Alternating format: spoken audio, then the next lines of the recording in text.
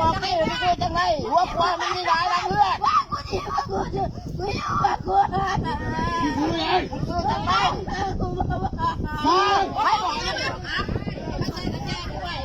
ว่าอัดหนาอัดหลังกูเห็นอยู่เขาอัดหนาอัดหลังอัดฝ่ามือพัดอีกมึงกูเห็นอยู่เขาอัดฝ่ามือพัดอีกมึงเศร้านี่เขาบอกให้บอกมึงบอกมึงเป็นยังเดี๋ยวนี้นะมึงเป็นยังยะยังเดี๋ยวนี้ฮันฮะไม่ได้กินเต้บ่บอกป้ากูบอกป้ามึงเป็นยังมึงจะมาบอกมึงเป็นอะไรเดี๋ยวนี้หายากินยัง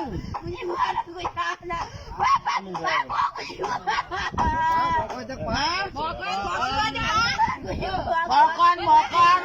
มึงคืออะไรกูเห็นโยมึงเศร้านี่กูเห็นโยเขาอัดสันหลังสันหนามึงหันอัดมึงอัดตีนมึงให้มึงบอกกันกูเห็นโยนะ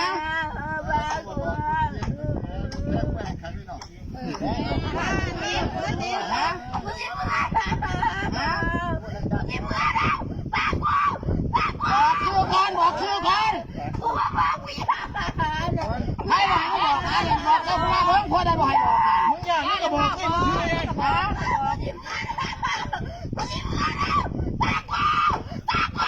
แม่มึงเอาไม่นี่ให้บอกให้มึงบอกเลยเนี่ย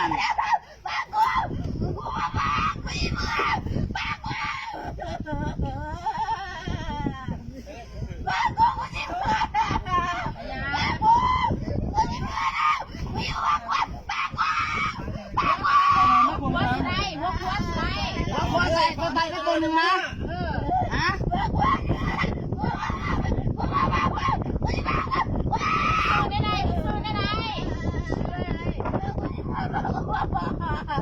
มึงซื้อยังมึงซื้อเขาบอกว่าสิรถพี่ก็คืออาจจะได้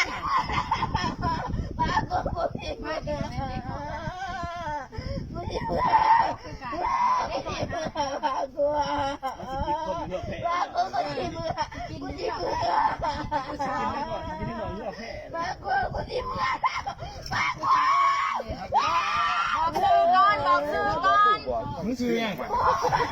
มึงบอกแล้วกูจะไปไงเมื่อญาติก็บอกญาติเป็นตาสิบญาติมึงบอกก็บอกญาตินี่ไม่ได้ดูบอกก็ตึกพักกันอยู่นะ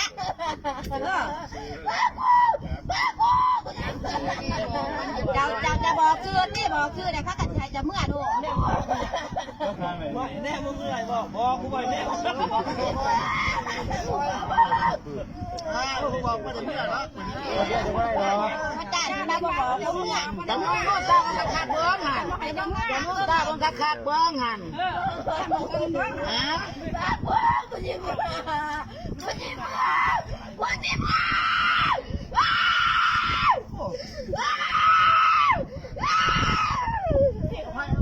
เฮ้ยใช่ไหม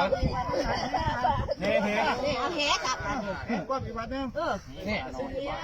จะนอนนึกขายมือแต่มือแต่กี่ได้ไม่ยิ่งกว่าแฮสโลปอะไรกันเลยแฮมือแต่มึงตาแม่ด่ะมึงเบื้องหันมือแต่ใครจะได้มือแต่มีตายก็ไม่ดีนะจะได้เมื่อยบ่เมื่อยห้องบ่ฮะห้องไหนจี้ก็จะเมื่อก็บอกเขาแต่ว่าบอกสิเมื่อซื้อมาขัดซื้อมาบอกซื้ออยู่วัดหัวอยู่บ่องไรซื้อบอกเลยค่ะ หัวมืออยู่บ่องไรจ้า